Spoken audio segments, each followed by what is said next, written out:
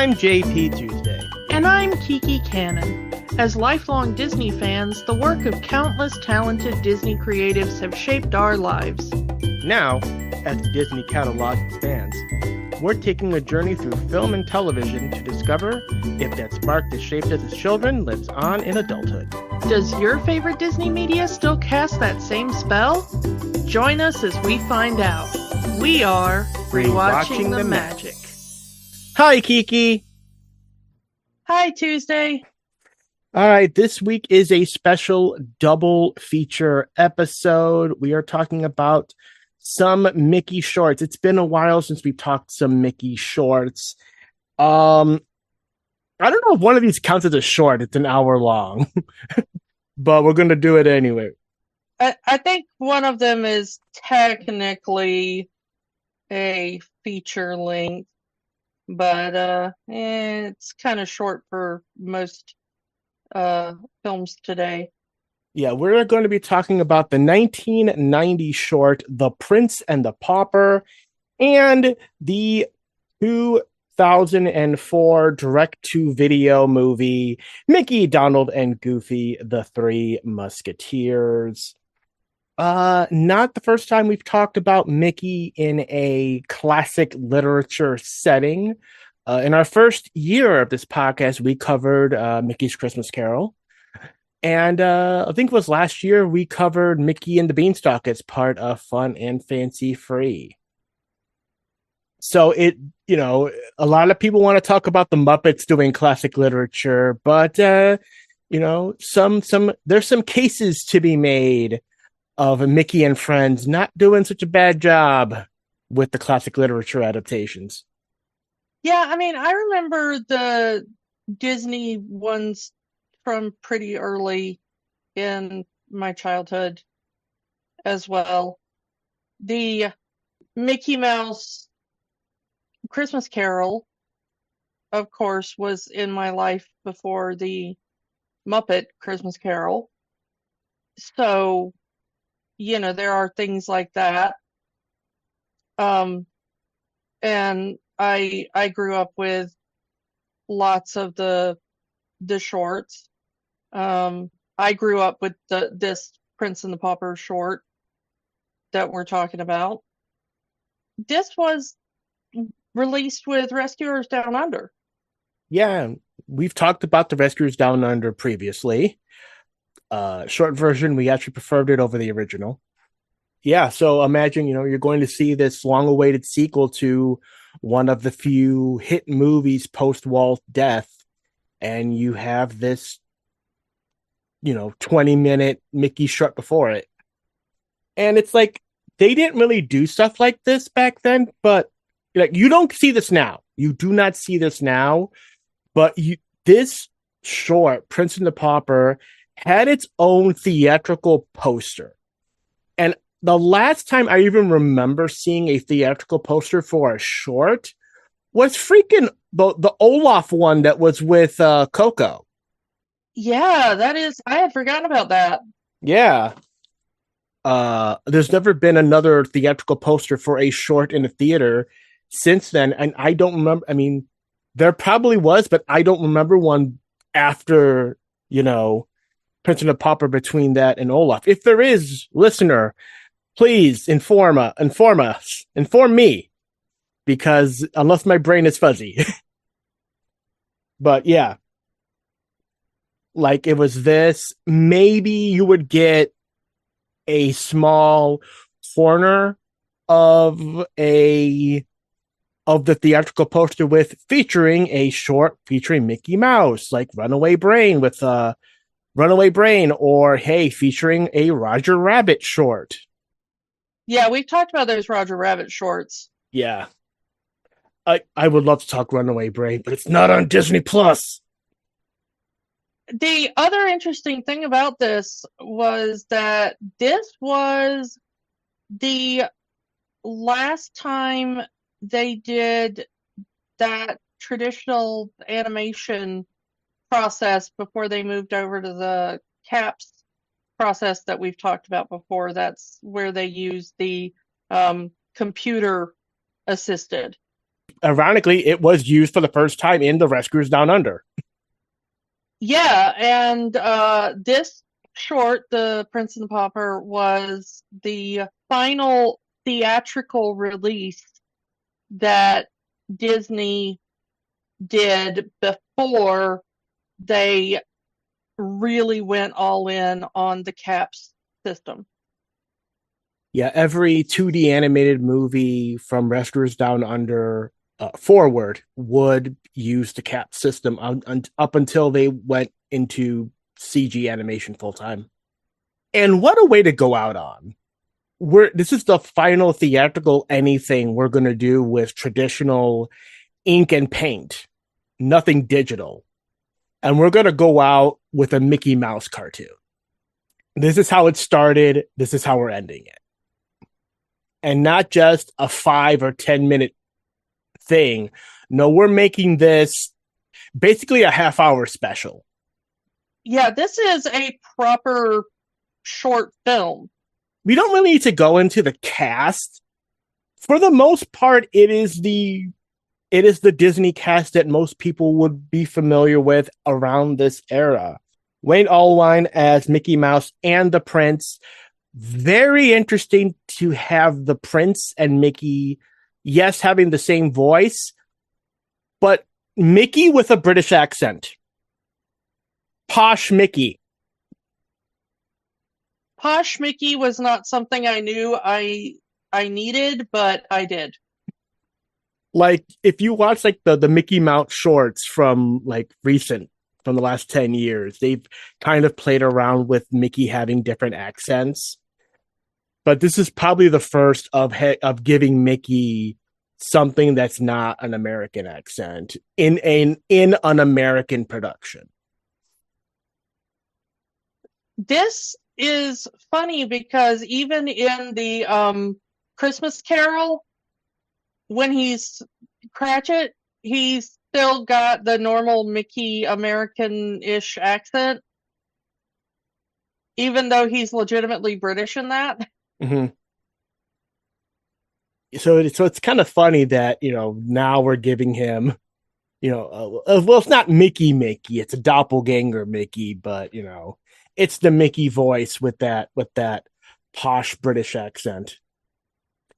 And it's just, it's a trip because I hadn't seen this short in a while, and because you think they were just gonna have the same style of voice because they're both supposed to be Mickey, but it's like, nope, we're giving him we're giving the street urchin Mickey the Mickey that grew up on the streets of London an American accent, and the doppelganger Mickey that grew up in luxury the posh British accent. I mean, it works, and Wayne does a good job. Yeah. Tony Anselmo's Donald Duck, Bill Farmer as Goofy, Pluto, and Horace Horsecollar. This is very interesting. You want to talk about different voices. There is very little difference between the Goofy voice and the Horace voice in pretty much anything other than this short. If you were to see Horace Collar in any other short, he kind of has a similar voice to Goofy. I would say it's a little bit more deeper, but it still has that twang in it. If you understand what I'm talking about, because that was Horace's role originally. Horace was Mickey's farm horse, so he was a farm horse, so he would have that twang in his voice. But for this, Bill Farmer is basically doing a Ben Stein impression. Like, it's not the traditional Horace voice. It sounds like he's doing a Ben Stein impression to me. I don't know how it sounded to you. I mean, I didn't think of it when I was listening to it, but you're not entirely wrong. I'm guessing that they wanted him to have again, like the Prince Mickey, having him more of a posh voice, since he's supposed to be Prince. He's supposed to be the Prince's teacher. So of course, the Prince would talk the same way that the teacher would. So why not? I can get that. But Bill Farmer as Horace and all the other shorts, he's voiced him in like House of Mouse and stuff, gives him that twang that he does with Goofy, but just not here. It's very interesting. Um, Jim Cummings not Pete in this short, which is another. I don't know if Jim Cummings was the official voice of Pete yet, but we have Arthur Burghardt as Pete. And if I didn't say that, you probably wouldn't have known the difference because Arthur Burghardt's Pete and Jim Cummings' Pete sound identical. In a very obvious one, if you know certain cartoon characters' voices, Charlie Adler as the Weasel, I knew it right away because it is the Buster Bunny voice. Yeah.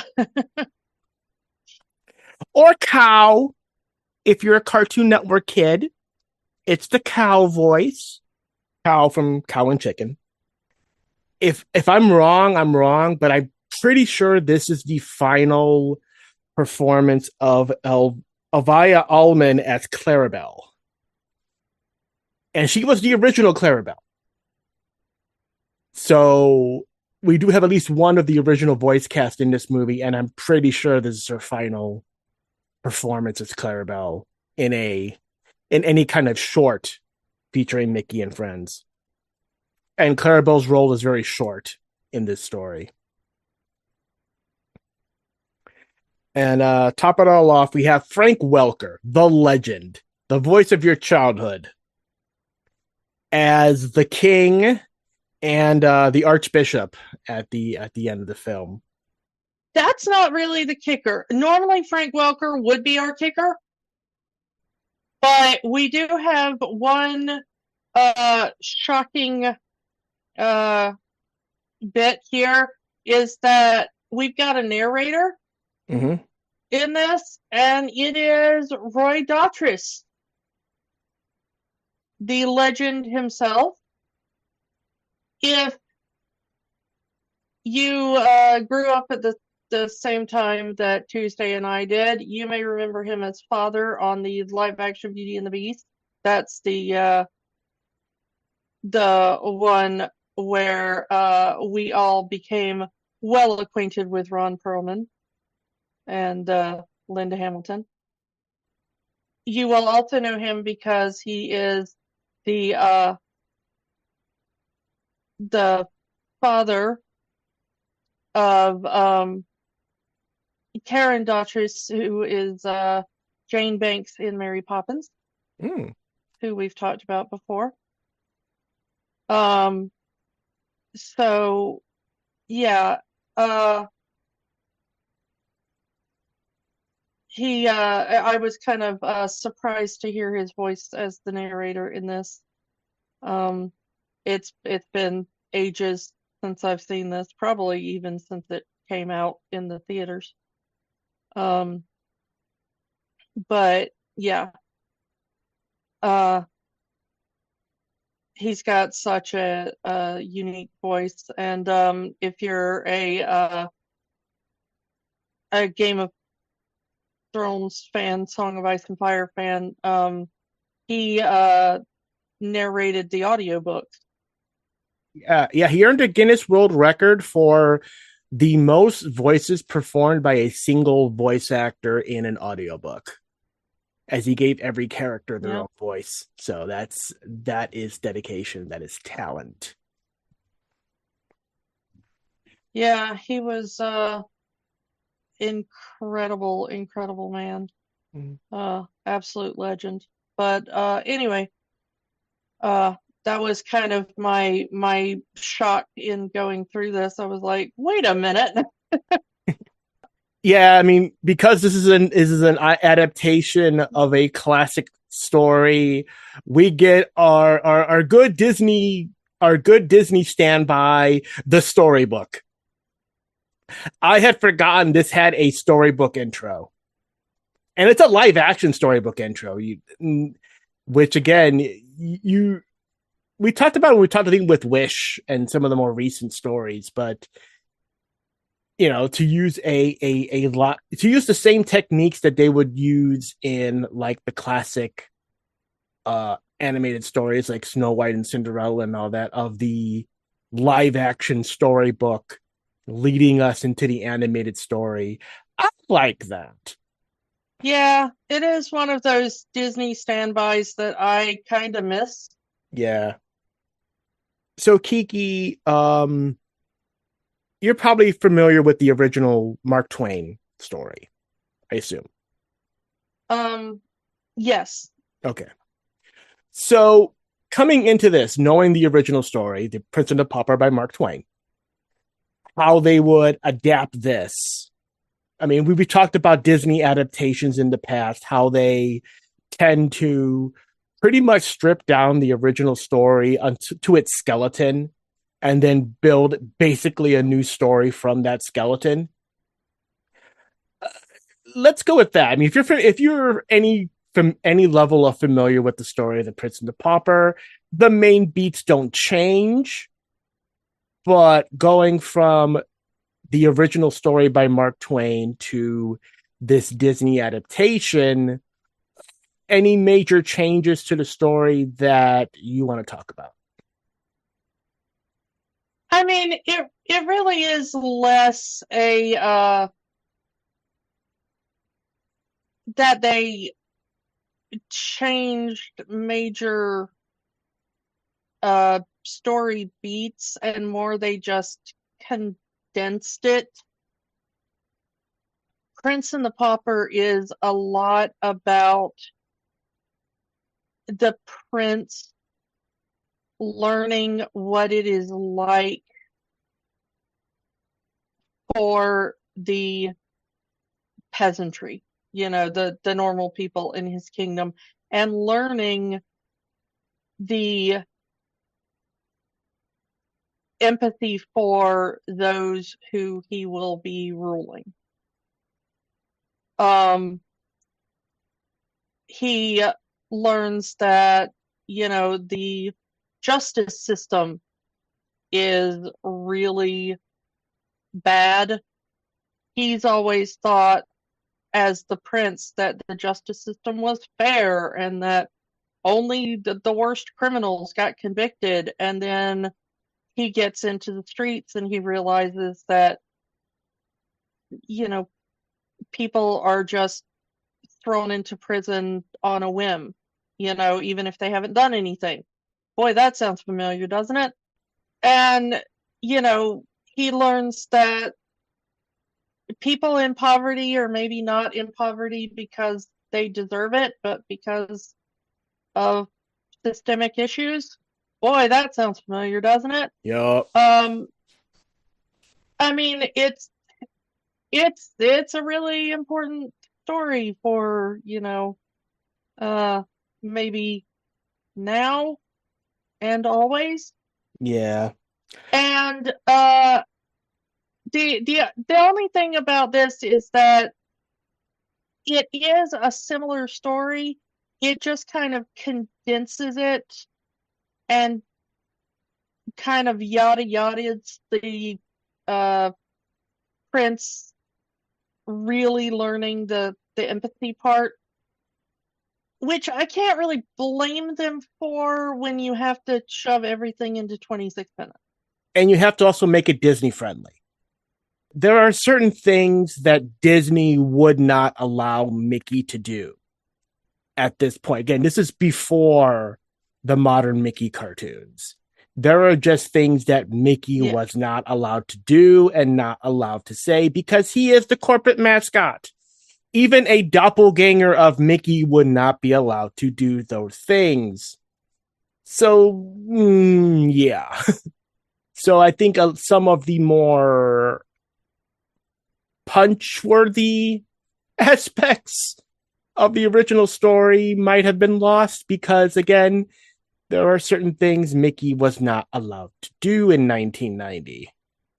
One thing I'll say is that when Mark Twain wrote Prince and the Pauper, it was his first story based, it was a historical fiction. It was a fictional story based off a historical person. that being Edward VI, who is our prince in this story, although the prince in this version of the story is never named, in a wink and nod moment, the prince does whistle, "I'm Henry VIII, I am." Yeah, I did think that was kind of cute. Of course, Edward being the son of Henry VIII. There you go. There's your context. I mean, the Prince and the Pauper itself is well enough of a story that it's been adapted so many times. I think people know the basic beats of the story, even adapted into other Disney stories. There's a lot of Prince and the Pauper beats, like in Aladdin, with Jasmine going into the market. You know, Prince is very bored of his rich life and sees the kids outside playing, and he wants to play too. Mickey is living in the streets and dreams of living like a king. The split of the trio in this version of the story is very interesting. Obviously, Mickey, the poor Mickey, being friends with Goofy, and the Prince Mickey having Donald kind of as his servant. It's an interesting idea, and it kind of works, especially with the more mischievous side of Mickey that at this point in time hasn't really been used much because he has the corporate symbol. We can't have Mickey's doing or saying certain things, but we get that hint of the mischievous naughty boy Mickey from the original cartoons, like the original black and white cartoons, as he throws spitballs at Donald. Yeah, that was kind of funny. I like that. One of the interesting plot beats in here is that when the prince goes out, we of course have to have our major villain. And of course that's going to be Pete because it's always Pete. Um and um when the prince gets out into the normal world outside of the palace, he sees that Pete, who is the captain of the guard and whatever, has been kind of ruling the country since the king has fallen ill and has been, it's like a sheriff of Nottingham kind of thing going on. He's stealing from people and claiming that the king has ordered him to do it. Apparently, from what we see of the king as he's on his deathbed and talks to Mickey, thinking that Mickey is actually the prince, is that the king was apparently a good man and was trying to do right by the people, but once he fell sick, Pete took over and was super evil and took advantage of the people. But the thing that's going on there is that the prince thinks that the people love the king, and when he gets out, he realizes, oh, because Pete is doing all these horrible things in the name of the king, the people actually really hate the king because they think it's the king that is ordering all of this awful stuff to be done to them. And that makes him very sad because he's like, well, my father's a good guy and he wouldn't have signed off on this had he known. I will admit that the one thing that this version does more comedically and maybe better in that sense than a lot of the versions is Mickey trying to make sure that he wasn't accidentally crowned king. Yeah, just dodging the crown, and every time the archbishop is trying to crown him, like, nope, nope, stop, please, I'm not the prince, please don't crown me, I don't want to be king. Yeah, because in most versions of this, they're, the the pauper has to try to find some way to delay the coronation and, you know, make sure that the crown doesn't end up on his head and, all this kind of stuff. But in this version, Mickey is like literally dodging the crown, so, which is cute and funny and kind of gives a little bit of levity to this version that a lot of versions don't have, which I appreciated because honestly, if you do this story kind of straightforward, even though Mark Twain was a humorist, this is kind of if you really think about it, this is kind of a slightly depressing, you know, story through most of it. It kind of ends on an upbeat. Um, it's like, oh, and now the prince is going to be a good king, and now that he knows the plight of his people or whatever. Yeah, history tells us that King Edward did not rule for very long. But this kind of lightens it a little bit. Because it's for children, I really wish it would have gone into the learning of empathy a little bit more, because that's really the point of the story. I would have put the focus on the prince learning empathy for his people rather than we need to defeat bad guy Pete, you know? Maybe, we have the prince being more of a spoiled brat, and then we have the prince go out into the people, seeing how they live, seeing how they're forced into poverty, basically because all of their belongings are taken by Pete in the king's name, and realizing, hey, these aren't bad people, these aren't criminals, these are just victims, and they shouldn't be arrested. They should be taken care of. If I'm going to be king, I need to take care of my people. And him growing as a more empathetic person. But that's the problem. And I reiterate this. That's the problem when you have this character be played by Mickey. Because there are certain things, again, this is 1990, certain things that Disney did not allow Mickey to do. And be spoiled brat, upper class, sociopathic almost, is not Mickey Mouse. Mickey cannot be that. Even a doppelganger of Mickey cannot be that. So it loses that because it has to be Mickey. Yeah. I will say, I want to backtrack to that, to the death of the king, because that is handled so well. It is the scene in this movie with the most heart, even if the king is unaware that this is not his son he's talking to. I agree.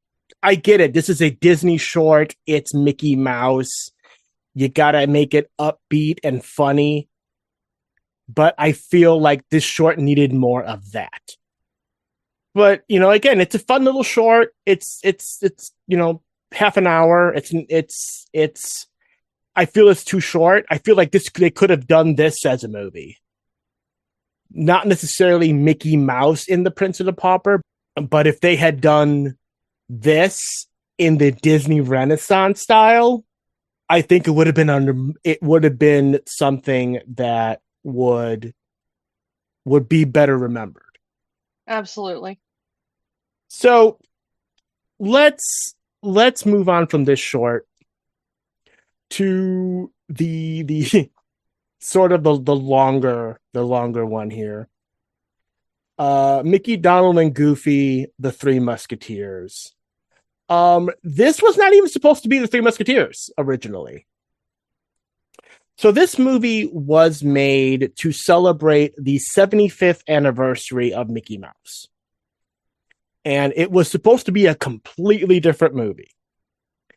The original concept was going to be called The Search for Mickey, and it was going to be an all-star movie. It wasn't just going to feature Mickey and friends, it was going to feature like a bunch of Disney characters.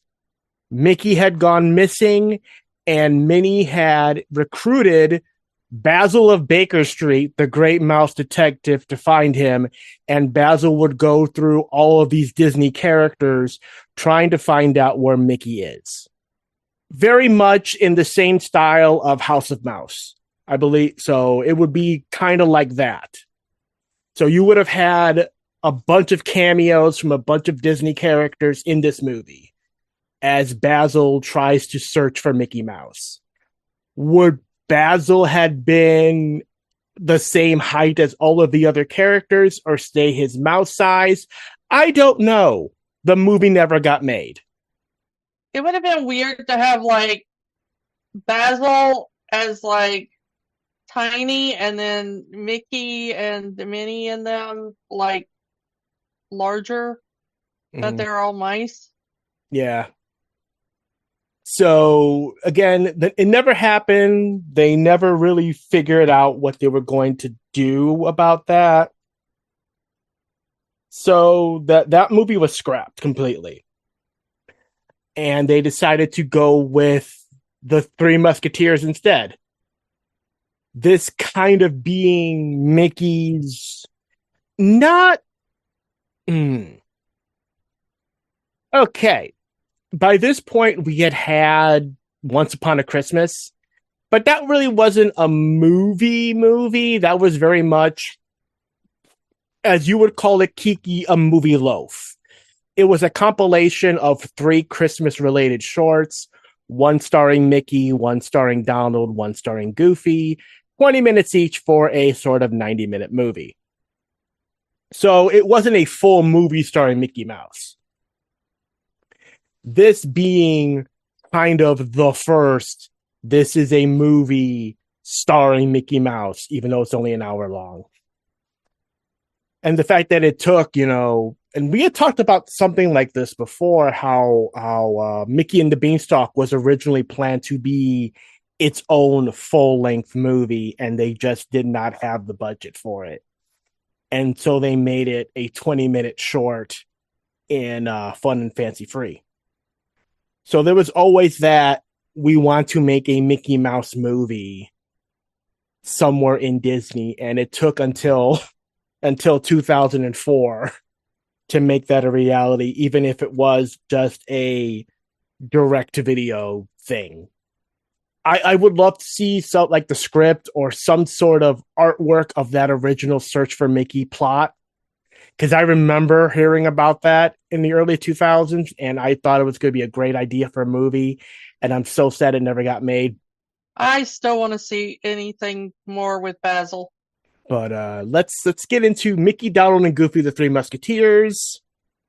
The sort of framing device is that this is not necessarily a movie, but a stage production, or at least a stage production that's being broadcast. Yeah, it does open kind of strangely. Yeah. So most of the characters the same. Again, Mickey same. Wayne Allwine, Mickey Mouse, Tony and Selma, Donald Duck, Bill Farmer, Goofy and Pluto. We get Russi Taylor, Minnie Mouse, Tress McNeils as Daisy Duck. We do get Jim Cummings as Pete. April Winchell now as Clarabelle Cow. And our narrator and you, Kiki, texted me during while you were watching the movie, like, who is this narrator? He sounds so familiar. And I just told you, it's Rob Paulsen. Listener, I'm having a day, all right? Don't think worse of me. I do know what Rob Paulsen sounds like. Technically, all 3 Animaniacs are in this movie. Yeah, that's true. Jess Harnell plays the Major General. Because at one point in the movie, they're seeing the Pirates of Penzance, and he sings the Major General song, and he does a damn good job of it. In addition to old Pinky over here, we get the brain, Maurice LaMarche, as the voice of Pete's villains in this movie, the Beagle Boys. Jeff Bennett also voices the other Beagle Boy. So the movie starts with our Rob Paulson turtle narrator reading a comic book of the Three Musketeers. I gotta say, I love the comic book artwork on this. The comic very much looks like it's digitally inserted into the turtle's hand, especially like the cover, because I'm guessing that the DVD cover art of this project wasn't finalized yet. Yeah. So when the cover art was finally finished, they could just digitally insert it into the movie. But the comic book art is so good. It's very much replicating the old Disney comics of the 40s and 50s in that drawing art style, especially how baby Mickey, baby Donald, baby Goofy, and cute little puppy Pluto look like in this beginning. I absolutely adore cute little baby Pluto. That is my favorite part of this opening. I'm pretty sure there's a plushie of baby Pluto somewhere. So the story in this version of it is that Mickey, Donald, and Goofy, once again, are little street kids who were bullied by the Beagle Boys, saved by the Musketeers, and one of the Musketeers gives little Mickey their hat, and he's kept that hat all of this time. And the three dream of one day becoming like their heroes, the Musketeers.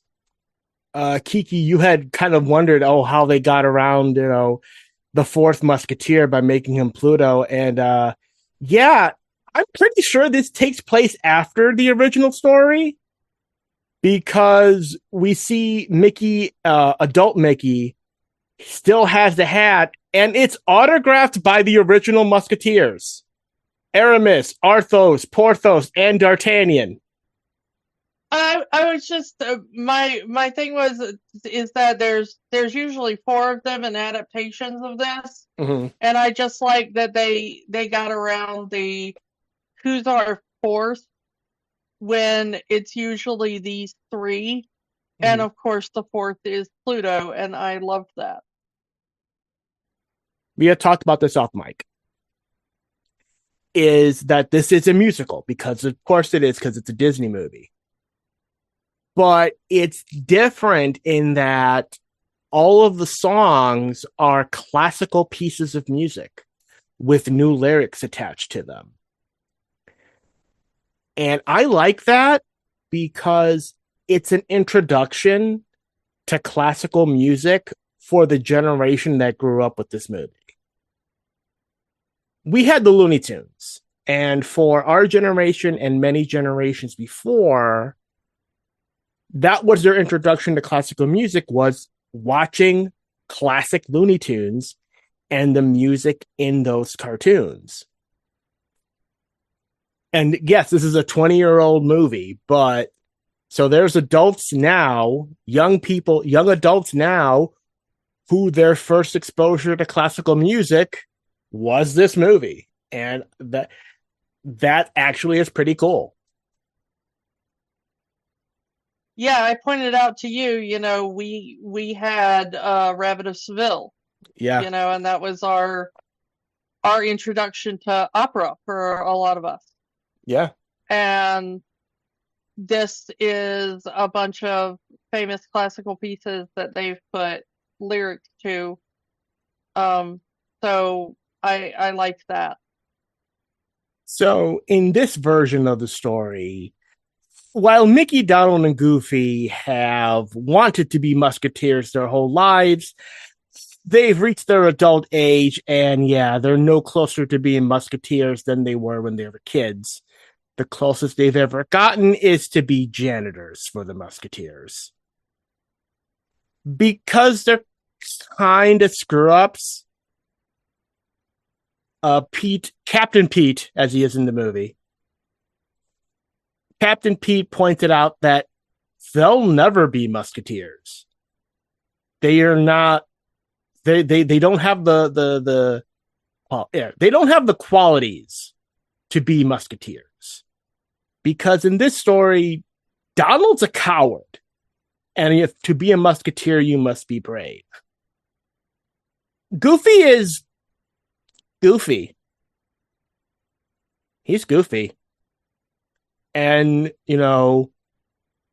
basically they said he's not smart enough to be a musketeer. And old Mickey, while he is brave, while he is smart, he's just a little too short to be a musketeer. He's a little short for a stormtrooper. Yeah. But Mickey's always been a little guy, so it's like that fits. That fits the story. So again, the story of this version of the Three Musketeers differs quite a bit from the original story. We've talked about Disney's other adaptation of the Three Musketeers, the live action one, which in itself is kind of a departure from the original story. But again, Kiki, as someone who is familiar with the original story and the changes that this version took, your thoughts? This is very much in name only. There's at least one character who wants to be a musketeer. There is a plot against the royalty to take over. That's about the extent of the adaptation there. That's about the extent of the adaptation there. Like I said, when Disney does adaptation, they strip it to the bare bones and build a new one. I think they took away most of the bones in this adaptation as well. Yeah. But yeah. And speaking of our royalty is Princess Minnie, who longs to find true love, and her lady in waiting, Daisy Duck, who's literally, it's one of the best lines in the movie. If you want love, buy a dog. Can confirm.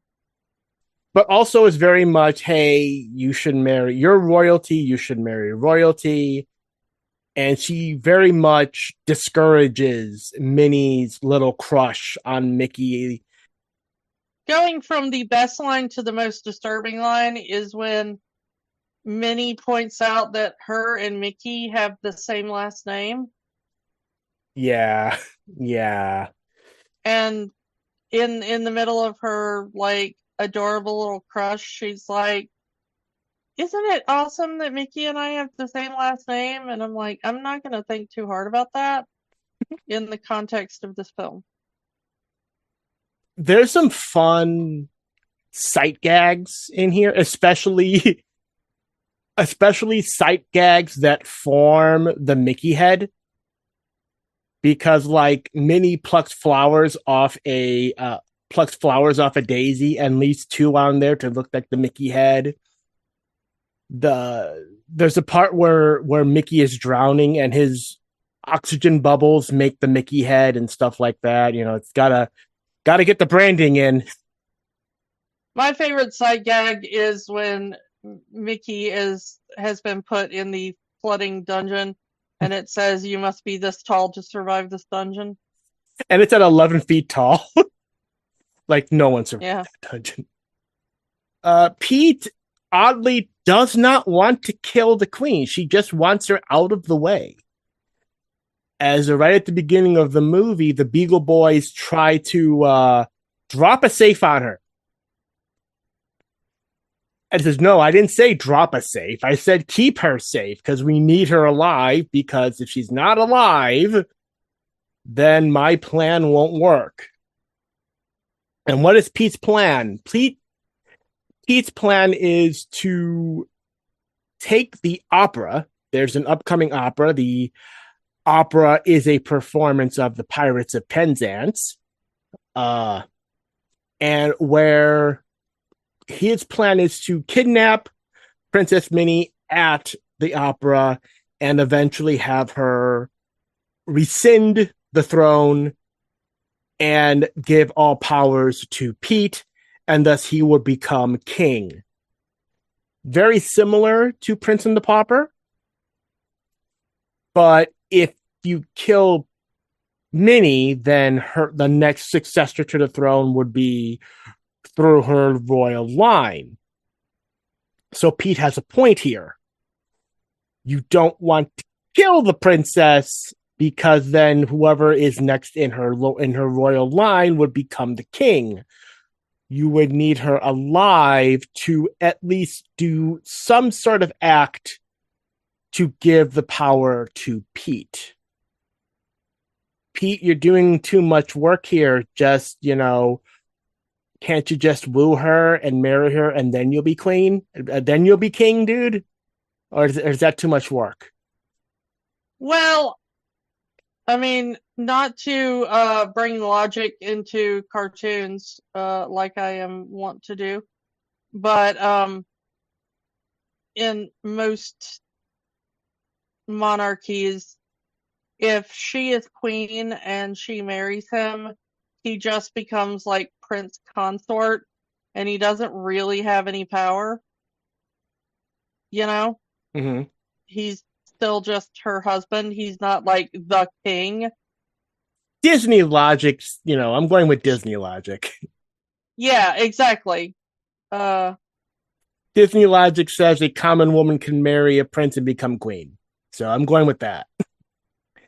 And in this version of the story, our secondary villain is Clarabelle, who works with Pete and also wants the princess gone. What does she get out of it? That's never really explained in the movie. Does she become queen? Does she get any kind of monetary advancement on this? She's just working for Pete to make sure he becomes king. There's no, I get it. I'm asking too many questions that a Disney film for young children isn't ready to answer. The fact that these type of movies never answered these questions when we were kids is kind of why I am the way I am today, I think. So because Minnie just had a threat in her life, she wants some bodyguards, musketeer bodyguards. Oh, I love that in that scene where she's like, I want bodyguards, musketeer bodyguards. It's not very often that you see Minnie angry. And it's kind of cool seeing Minnie just you will do what I say, and I want this right now, and I will not take no for an answer. Yeah, go Minnie. But it's also the little, I don't know, but I've been told kind of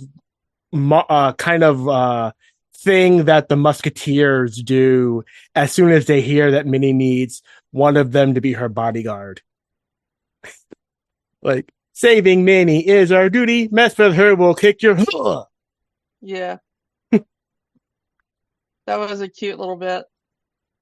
But of course, okay, so Pete wants Minnie not to actually be protected by anyone competent. He promotes Mickey, Donald, and Goofy to Musketeer status to be her bodyguards because hey, it'll be easier to kidnap her if her bodyguards are the worst Musketeers in the ranks.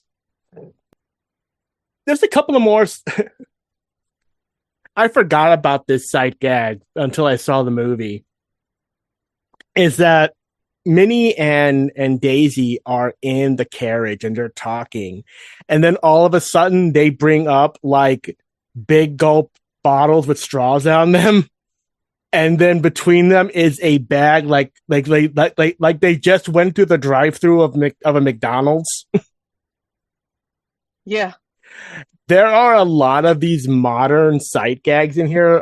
Earlier, Goofy using a floor buffer to clean the floors. So it's like they're funny, but it's not. We're going to draw attention to the fact that we are using modern technology in this story taking place in the past. There's a great Bart here. And it's, again, talking about the funny parts is that Minnie's kidnapped by the Beagle Boys and they're trying to go after her and they put her in a tower. And Minnie is pulling on the door. It won't open. It won't open. Goofy, I need you. And then, of course, Goofy charges in. And then he looks up and you see the word push above the door. It's a great gag. So he pushes the door. And then Goofy just soars right up those stairs, right past the Beagle Boys out a window. And he just eats dirt. But what I love about it, it's a gag, but it's a gag that becomes a plot point. Because that's how they save Minnie. And it's the first moment in this movie of Goofy actually actually being smart. Because they confront the Beagle Boys with Minnie there, and you see Goofy look past them to the window that he just fell out of.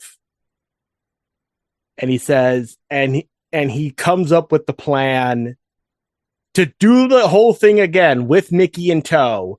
They both eat dirt, they both bounce back, and just kick the Beagle Boys out the other side of the window. That is a great scene. Yeah.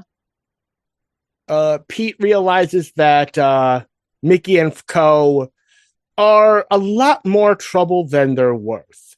And if, like like they always say, as long as they stick together, they can do anything. So what do?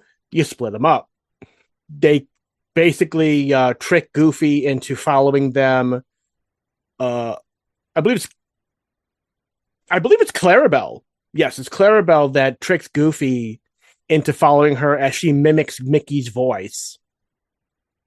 I was surprised that it was Clarabelle that was luring him in because I thought it was going to be Pete.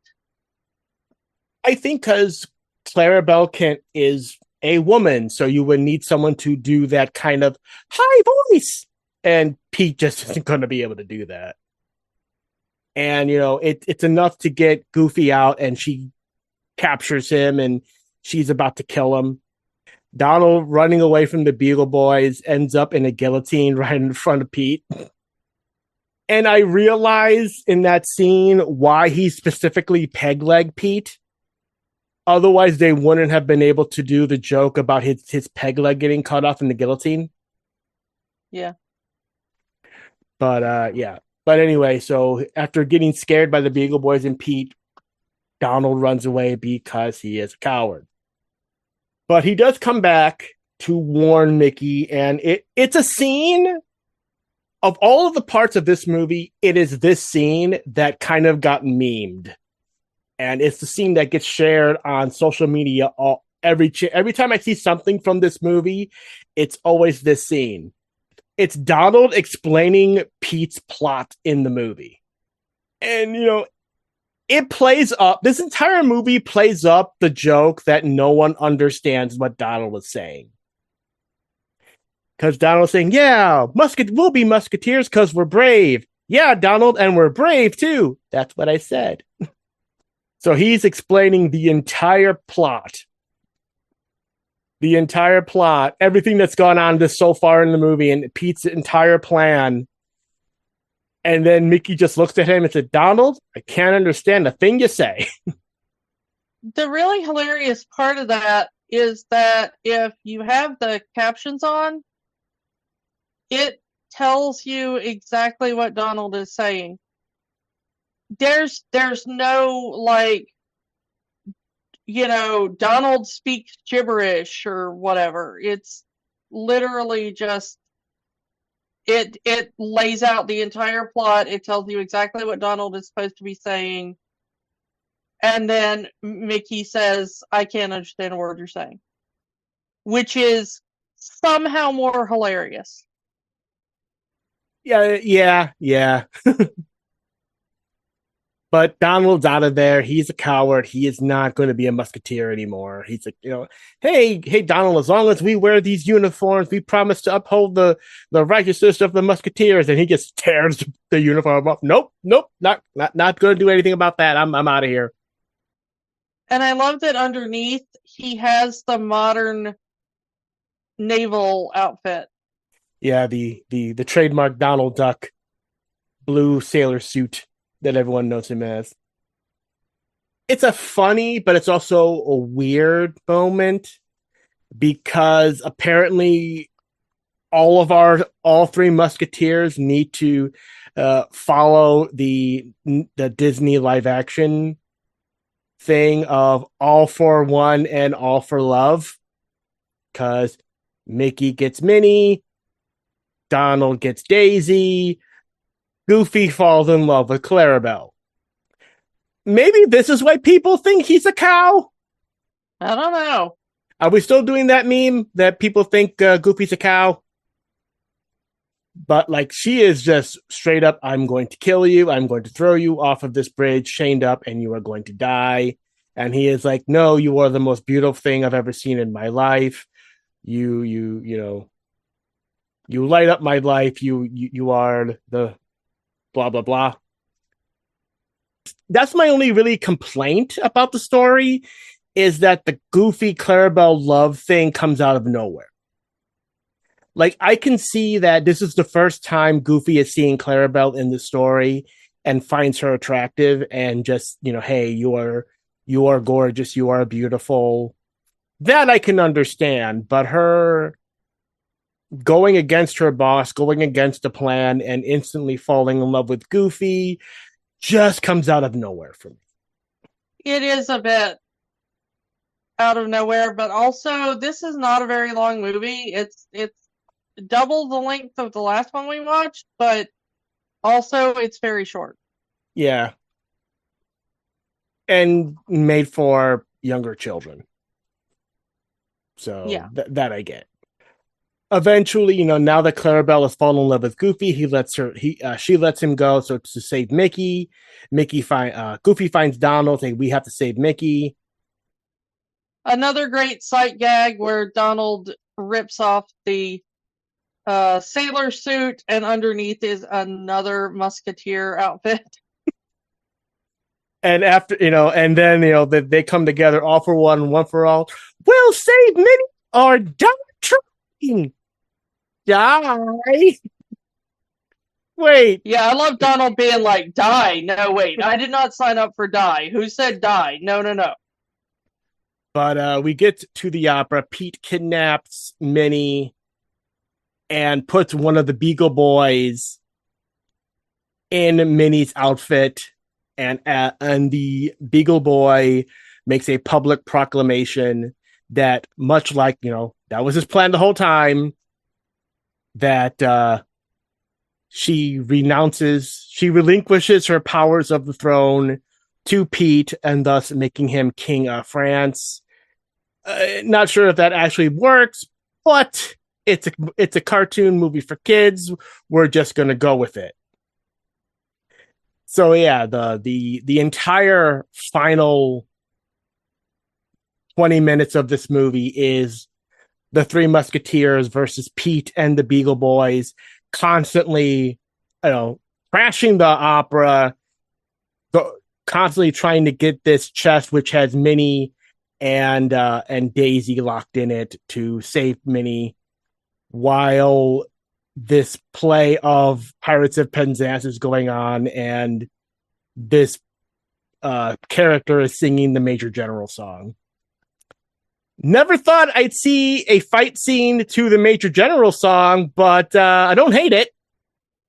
Yeah, I mean, I like Penzance, so like, untouched. Like, they did not alter the lyrics to this at all.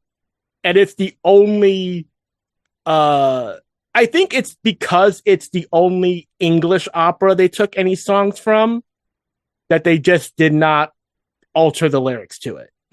Our Mickey trio here kind of stands up to Pete finally, how's this for a coward? How's this for a goof? I may be small, but with my friends, I feel 10 feet tall. And of course, our thing ends with Mickey, Donald, and Goofy now being full Musketeers, part of the thing, and it's all happy ever after. Yay. It's a cute little movie. It's something I've been wanting to talk about for a while, but again, because it's only an hour, needed, it's and there's not a lot of neither one of these shorts have a lot of substance. So that's why we really had to pair these together to really get a full podcast out of it. All right. So Kiki, let's kind of go through both of these. Does The Prince and the Pauper have the magic? I think it's a cute introduction for young kids to that particular story. There are better adaptations, but if you've got a young kid and you just want to introduce them to the basics, I think it's pretty good. So I would say there's magic there for a certain demographic. Likewise, I wish it was a bit longer. Like I could have done that as an hour-long feature, but I agree that it does have the magic. Kiki, does Mickey, Donald, and Goofy, the Three Musketeers, have the magic? It's cute, but I think it kind of gets away from the point of the original a little too much. So I don't know, qualified magic, but it strays from the story too much. If you're looking for a Three Musketeers story, maybe go for the live action one that we already talked about. This is just a cute Mickey Mouse story that uses a Three Musketeers pastiche. How about that? I liked it. I think it has the magic. Again, is it accurate to the original story? No, but it's a cute little story for kids. And again, if this is probably someone's first introduction to the story, and it's not bad. Like most Disney animated adaptations, being someone's first exposure to these stories, and they're gonna know the Disney version and not necessarily the original story. Again, not the first time, won't be the last time. So I can let it get away with it. It was a fun little 1 hour movie. It's a little too simplistic, but I understand that it was aiming for a younger demographic than the usual Disney movie was. So I can let it get away with it. And I'll say it has magic. Our next episode will be in 2 weeks' time. The Lilo and Stitch live action movie is finally coming out. We have already talked about the original Lilo and Stitch on this podcast. So it's time to go into the sequel. Yes, we are going to be doing another direct-to-video Disney movie next week. Back to the direct-to-video Disney sequels. Lilo and Stitch 2, Stitch Has a Glitch. And I'm going to assume this is going to be a first watch for you. It will be. So that's going to be fun next week.